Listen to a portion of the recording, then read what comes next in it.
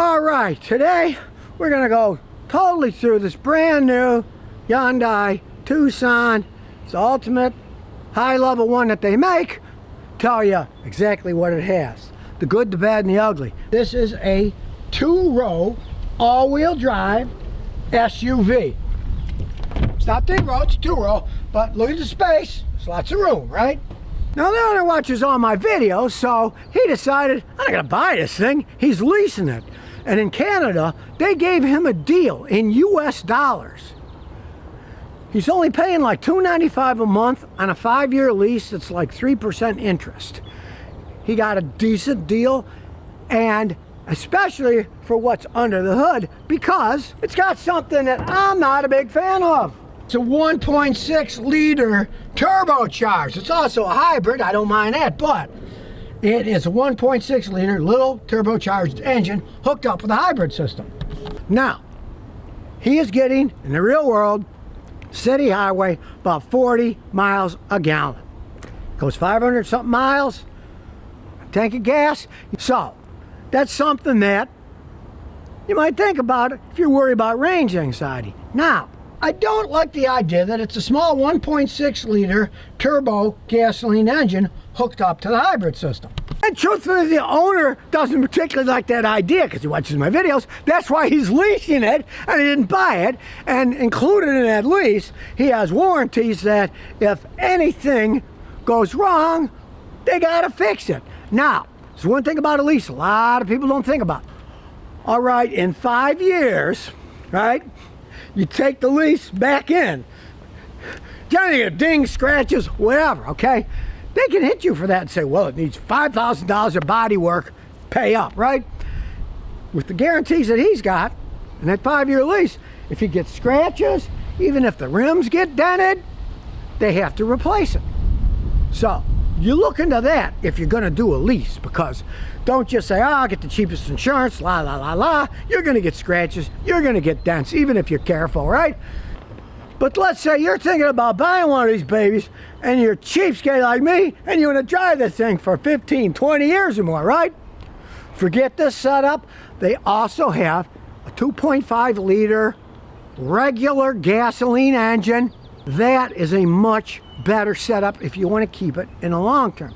Now, the interesting thing about these Hyundais, especially these versions, is that none of them have CVT transmissions.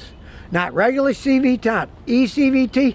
They have electronic setup to give it boost, and it's connected to a real automatic transmission. This particular one is a 6-speed automatic.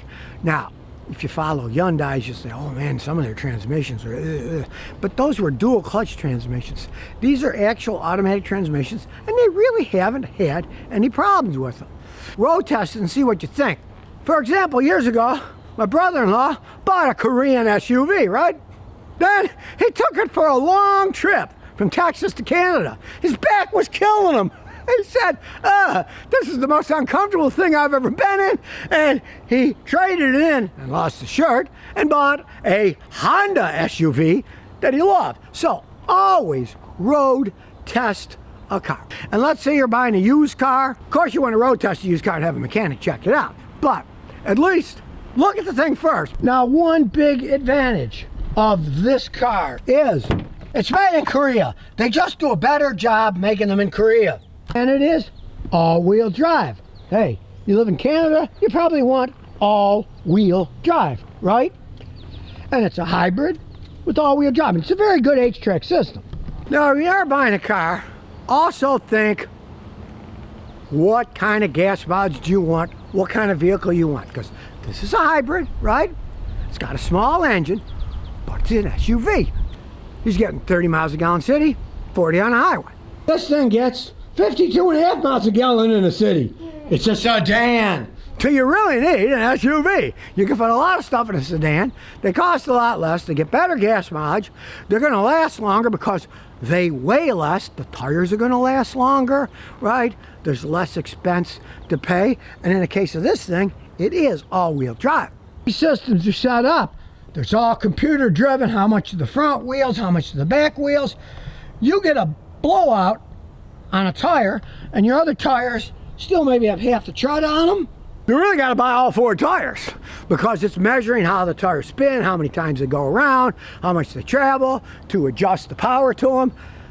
You really want to buy 4 tires every time a tire goes bad, you know? Now, some people will say, well, you don't need to. Yeah, you can put it on and drive it. You wouldn't notice anything for a while. Then when the transaxle broke down, you had problems with it shifting. It's all because it kept having to recalibrate itself because one wheel was spinning different than the other wheel. So, you know, if you don't need all-wheel drive, my advice is don't buy all-wheel drive. And realize this, I'll give you a little bit of dealership hypocrisy, right? I have had customers with all-wheel drive vehicles, right? And they're driving around, they got 10, 12,000 miles. Something happens, they have a massive blowout. And they're still under warranty for the tires, right? The dealership will just replace that 1 tire. If you complain to the manufacturer enough, you might end up getting 4 tires. I've had customers do that, and they did get all 4 tires. Look inside and see what you get. Seats look really comfortable. It's very roomy, and the front seats are both heated and air conditioned. It's got lots of power options, power in, power out. 12 volt, 180 watts, that's pretty good, right? Like sunroofs. Look at this baby. Man, it is a gigantic panoramic sunroof. And if you want views, check it out. You can get all kinds of different views. Rather voluminous glove box. That's pretty big there. God tells you cruise control. It's got all kinds of stuff on it. Now there's many modes you can go in. Eco, sport mode. He drives eco, but I'm gonna put it on sport. That's with the terrain. Look, snow, mud. You can do snow, mud, or sand. It's a pretty intelligent car, you know? But I want to zip around, so we'll just leave it in sport mode. Now here we go. We're gonna go backwards. You can see it's got both the top and the side view. Now as we put it in drive, you notice one thing. It's really quiet. That's because it's on electric mode, and you can see it's got a pretty good heads-up monitor here showing the speed. We'll get it moving a little. There we go. Now you can see the speed. So we got it in sport mode. Let's step on the gas. Whoa! Hey, this thing moves. Look at it. It's boom! Went over the speed limit real fast. I gotta say, it's very smooth. And here we go before the light turns. Again, you step on the gas, the turbo kicks in, it goes, and the hybrid, there's no arguing that. And it does have a regular transmission, not a CVT. Put the right turn signal on, there you go, but I'm not looking there. I'm looking up here. I want to see if anybody's coming. I don't care about what's happening to the side there. The hybrid, you notice, the average fuel economy hasn't changed that much. If this had been a regular turbo gasoline engine and I was driving like that, the gas mileage would have dropped extremely quickly. But with the hybrids, you're getting a lot of boost with the hybrid electric motor, and this has 2 electric motors in it, so you're not going to lose as much gas mileage when you decide to go zoom zoom versus what you do if you were in a conventional vehicle. Now you see what this thing can do? Still gets good gas mileage, right? But as the bell tolls, if you're going to buy it, you'd be better off getting a 2.5 liter plain old engine, not the little bitty one with a turbo. Turbo engines don't last as long. They just wear out faster from extra pressure. Now you know what you get with one of these things, so you can make a wise decision yourself, not get ripped off, not buy the wrong car, or maybe not even buy the car. Lease it instead.